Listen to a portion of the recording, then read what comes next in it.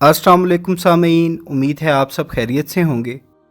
हज़रत यूसुफ़ अलैहिस्सलाम दरियाए नील में क्यों दफन हैं? सामीन कराम, हज़रत यूसुफ़ अलैहिस्सलाम पर यह हमारी तीसरी वीडियो है। इससे पहले हज़रत यूसुफ़ अलैहिस्सलाम और बीबी ज़ुलेखा के इश्क पर एक वीडियो अपलोड हो चुकी है जो आप लोगों ने बेहद पसंद की। आपके पसंद करने का बेहद शुक्रिया। इस वीडियो में हम आपको बताएंगे कि हज़रत यूसुफ़ अलैहिस्सलाम क्या वाकई दरियाए नील में दफन हैं और वहाँ दफन करने की वजह क्या थी। सामीन कराम, हज़रत यूसुफ़ अलैहिस्सलाम ने 120 साल उम्र पाई। जब आपका विसाल हो गया तो मिस्र का हर फर्द ये चाहता था कि आपको इसके मोहल्ले में दफन किया जाए ताकि उनके मोहल्ले में खैर व बरकत रहे।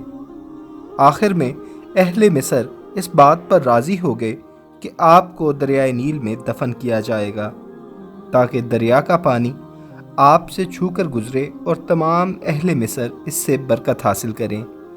इसलिए आपके जस्द अनवर को संगे मरमर के संदूक में बंद करके दरियाए नील में दफन किया गया।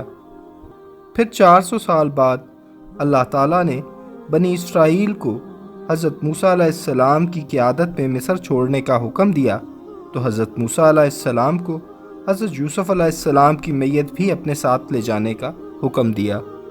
इस हुक्म की इत्तिबा करते हुए हज़रत मूसा अलैहिस्सलाम यूसुफ़ अलैहिस्सलाम का ताबूत दरियाए नील से निकाल कर साथ ले गए।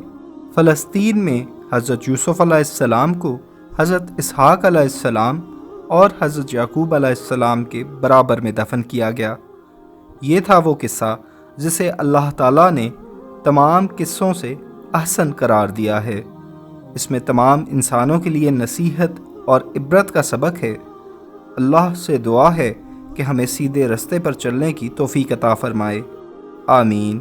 अगर आपको हमारी ये वीडियोस पसंद आए तो हमारी हौसला अफजाई के लिए हमारे चैनल को सब्सक्राइब करें और बेल आइकन पर क्लिक करें ताकि हमारी आइंदा आने वाली वीडियोस भी आपको मिलती रहें। जज़ाकुमुल्लाह खैर।